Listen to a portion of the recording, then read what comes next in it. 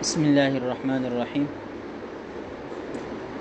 کل آپ کے سامنے مختصر سی گفتگو ہو گئی تھی اس کتاب کی اہمیت کے حوالے سے اور امام شاہ ولی اللہ محدث دہلوی رحمہ اللہ کے حوالے سے۔ امام شاہ ولی اللہ محدث دہلوی رحمہ اللہ 12ویں صدی کے امام ہیں۔ ان کی ولادت 1114 کو ہوئی بروز بدھ 14 شوال المکرم ہجری کے اعتبار سے،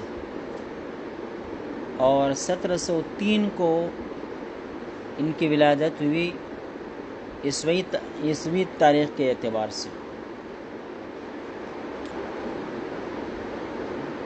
1176 کو ان کا سنِ وفات ہے، جو عیسوی 1762 یہ سنِ وفات بنتا ہے۔ تو گویا کہ مجدد الفسانی رحمہ اللہ کے 1 صدی بعد یہ تشریف لائے ہیں، اور یہ اس صدی کے 12ویں صدی کے مجدد ہیں، 12ویں صدی کے مجدد ہیں۔ بلکہ صرف 12ویں صدی کیا، آئندہ بہت ساری صدیوں کے لیے انہوں نے بہت کام کر دیا ہے۔ جیسے کہ حدیث میں آتا ہے کہ اللہ رب العزت ہر 100 سال گزرنے پر ایک مجدد کو پیدا کر دیتا ہے جو دین کی تجدید کرتا ہے۔ ان 100 سالوں کے اندر دین کے اندر بدعات، رسومات اور وہ چیزیں جو دین کا حصہ نہیں ہے لیکن دین کے اندر وہ شامل کر دی گئی ہو، تو ایسا مجدد آ کے ان تمام کی بحقانی کرتا ہے اور دین کو پھر پاک صاف کر کے پیش کر دیتا ہے۔ ہندوستان کی سرزمین پر مجدد الفسانی رحمہ اللہ افغانی ہے، اور افغانستان سے گئے اور ہندوستان چلے گئے۔ اللہ رب العزت نے ان سے دین کی تجدید کا کام لے لیا۔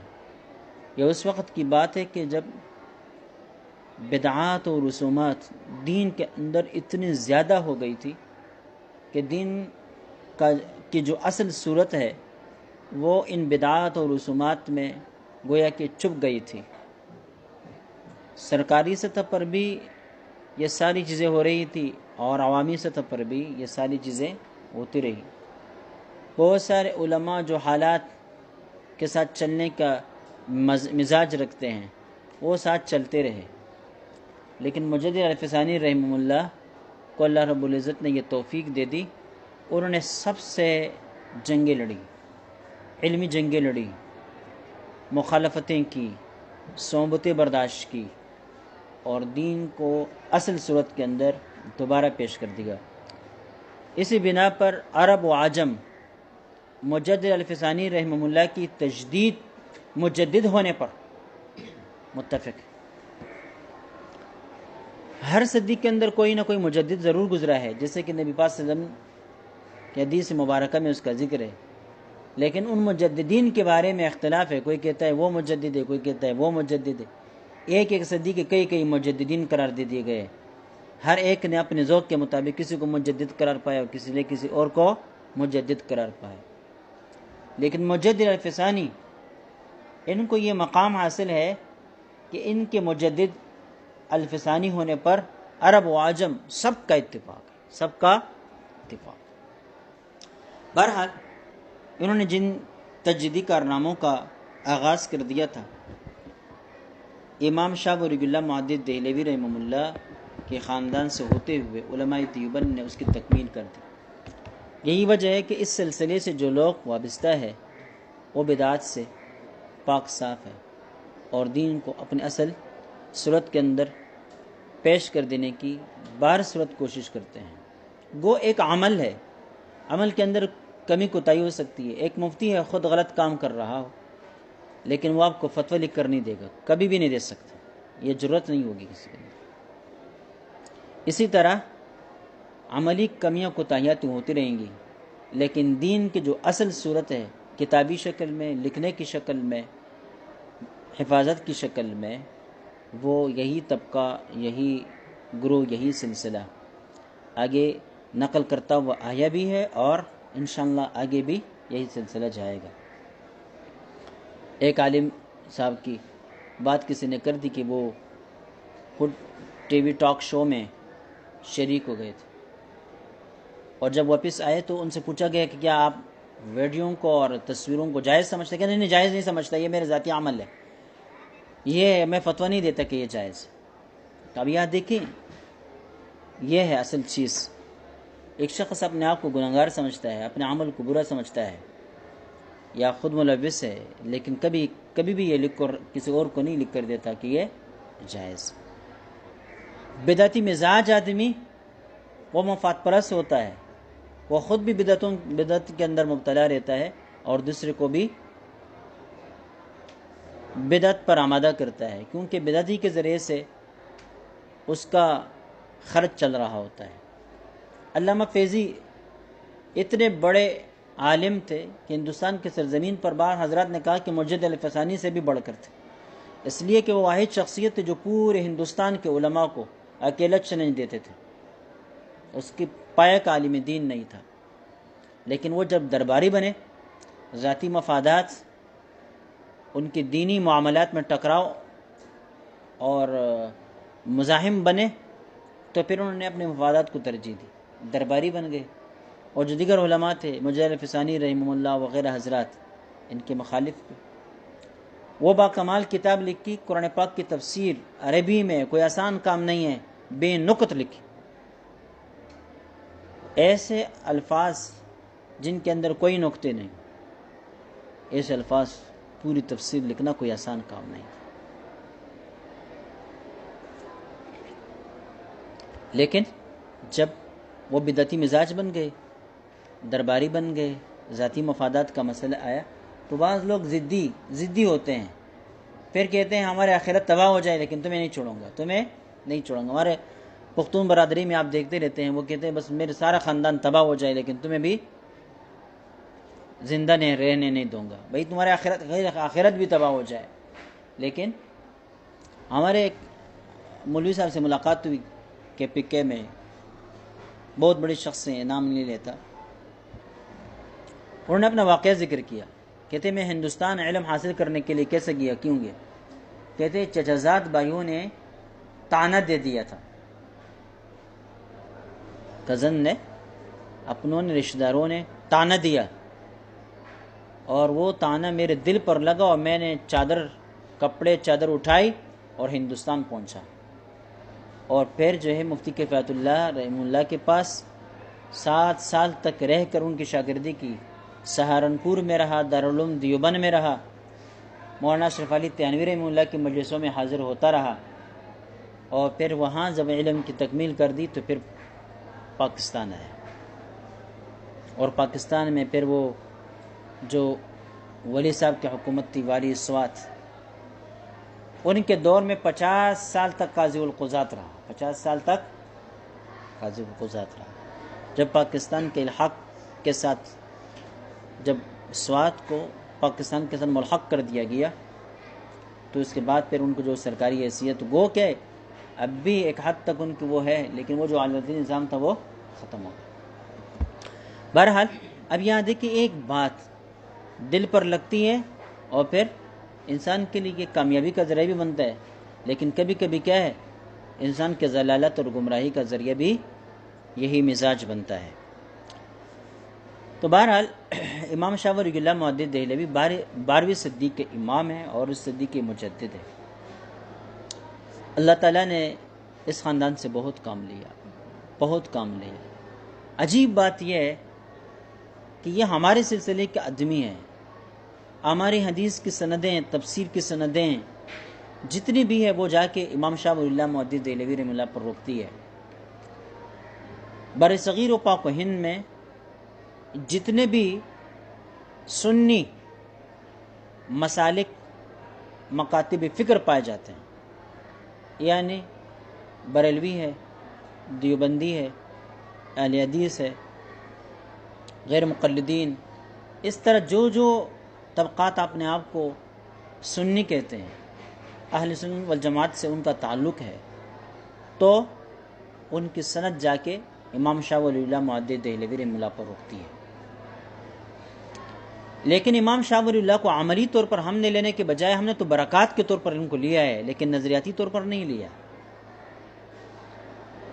نظریاتی طور پر ان کے پر جو کام ہو رہا ہے یونیورسٹیوں میں، کالجوں میں ہو رہا ہے، اور ان کے علوم اور تعلیمات کو کالج یونیورسٹیوں کے لوگ عام سے عام تر کر چلے جا رہے ہیں۔ یہ سندھ جو عام طور پر سیکولرزم نظریات کی گڑھ سمجھا جاتا ہے، اور اس کے جتنے بھی کمپرس لیڈرز ہیں سب کے سب سیکولر ہیں، لیکن انہی کے یہاں، انہی کے اولاد میں، انہی کے بچوں میں امام شاہ ولی اللہ محدث دہلوی کے افکار اور نظریات سے متاثر بہت ہی زیادہ تعداد میں لوگ پائے جاتے ہیں۔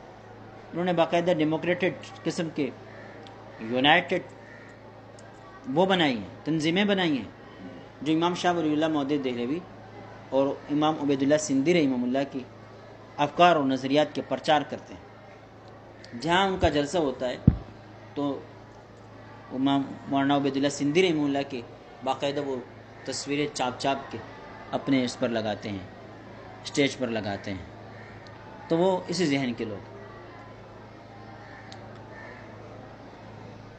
تو امام شاہ ولی اللہ محدث دہلوی 12ویں صدی کے امام ہیں، انہوں نے دین کی تجدید کر دی۔ میں نے کل آپ کو بتلایا تھا کہ ہر ایک کی تجدید کی الگ الگ نوعیت ہے۔ مجدد الفسانی رحمہ اللہ نے دین کی تجدید کر دی، غلط عقائد سے دین کو پاک کیا، بدعات اور رسومات سے دین کو پاک کیا، اور ان چیزوں کے درمیان کھلا خط کھینچا کہ یہ بدعت ہے، یہ سنت ہے، یہ بدعت ہے، یہ سنت ہے۔ اس اعتبار سے انہوں نے تجدید دین کا کام کیا۔ امام شاہ ولی اللہ محدث دہلوی نے اس سلسلے کو آگے بڑھایا، اس لیے کہ اس پر کام ہو چکا تھا، لیکن نیا اور جدید کام انہوں نے یہ کیا کہ آنے والی جو فتنے تھے ان فتنوں کا سد باب کر دیا یا سد راہ کر دیا، راستہ روک دیا، دروازے روک دیے، جو اسلام کے اوپر یہ فتنے آسان انداز نہیں ہو سکتے۔ کیسے نہیں ہو سکتے؟ کل میں نے آپ کو بتلا دیا تھا، انقلاب فرانس کے بعد آنے والے جو فتنے ہیں وہ عالمگیر فتنے ہیں۔ اب دیکھیں، بعض فتنے ایسے ہیں جو وقتی ہوتے ہیں، علاقے سے متعلق ہوتے ہیں، جیسے کہ یہاں پاکستان میں پرویزیت پیدا ہو گئی، اور اس طرح اور چھوٹے چھوٹے لوگ کبھی امام مہدی کا دعویٰ کر کے اٹھتے ہیں، اور پتہ نہیں کبھی کون کیا دعویٰ کر کے اٹھتا ہے۔ وہ سارے فتنے ان لوگوں کی ذات تک محدود ہوتے ہیں، اور جب وہ چلی جائے تو فتنہ بھی ختم۔ لیکن بعض فتنے ایسے ہوتے ہیں جو عالمگیر ہوتے ہیں، جن کے موجد کے بارے میں پتہ ہی نہیں کہ یہ فتنہ کس نے ایجاد کیا، لیکن وہ اتنا با اثر ہوتا ہے کہ مشرق سے لے کر مغرب تک، جنوب سے لے کر شمال تک پورا عالم اس سے متاثر ہو جاتا ہے۔ جیسے کہ سیکولرزم کا فتنہ ہے، عرب، عجم، مغرب اور مشرق، شمال اور جنوب اس سے متاثر ہے۔ مسلمان بھی اس کا حصہ ہے، عیسائی بھی اس کا حصہ ہے، یہودی جو کٹر قسم کے مذہبی یہودی کہلاتے ہیں وہ بھی اس کا حصہ ہے، ہندو مت، سکھ مت، تمام کے تمام جتنے بھی ادیان ہیں یا مذاہب ہے وہ سیکولرزم سے متاثر ہے۔ اسی طرح الحاد ہے، الحاد نے ساری دنیا کو اپنے لپیٹ میں لے لیا ہے، اور ابھی یہ کہا جاتا ہے کہ 2/3 دنیا الحاد کے نظر ہے۔ اسی طرح جمہوریت پسند نظریات، اب دیکھیں، ایک تو جمہوریت کا عام تصور ہے، جو لیبلر تصور ہے، جو سیکولر تصور ہے، جتنے بھی یہ جو لیڈرز ہیں، سیاسی لیڈرز، ان سب کے ذہن میں، خیالات میں وہی جمہوریت جو سیکولرزم اور لیبرلزم کے ارد گرد اور نیچ ہے، وہی پڑا ہے، اسی کو ترجیح ہے، اسی پر فیصلے ہیں۔ تو آپ دیکھیں، یہ ایک عالمگیر فتنہ ہے۔ جو ملک اس جمہوریت کو تسلیم نہیں کرتا، تو پھر یہ دیکھتے ہیں کہ باقی اس کا نظام اگر اس جمہوریت سے ٹکرا رہا ہوتا ہے تو پوری دنیا اس کے خلاف ہوتی ہے، پوری دنیا اسے مطالبہ کر رہی ہوتی ہے کہ بھئی آپ جمہوریت سے کسا وابستہ ہو جائیں، ورنہ آپ کے اوپر پابندیاں لگیں گی، آپ کے اوپر یہ ہوگا، آپ کے اوپر وہ ہوگا۔ تب دیکھیں، یہ عالمگیر فتنے ہیں۔ اسی طرح معاشی دنیا میں کیپٹلزم اور سوشلزم، ان دونوں کی وضاحتیں میں آپ کو سامنے کر چکا ہوں۔ یہ عالمگیر فتنے ہیں جنہوں نے پوری دنیا کو متاثر کر دیا۔ اسی طرح جب سوشلزم کے اوپر الحاد کو سوار کیا گیا تو کمیونزم موجود میں آیا۔ اب کمیونزم وہ بھی ایسا نظام زندگی ہے جس نے پوری دنیا کو متاثر کیا، پوری دنیا کے اوپر اس کا اثر پڑا۔ بہت سارے لوگ اب ان کے زیر اثر ہیں۔ ہمارے اپنے ملک کے اندر کمیونسٹ نظریات کے نام سے آپ لوگ جانتے ہیں، ہم کہتے ہیں فلاں کمیونسٹ ہے۔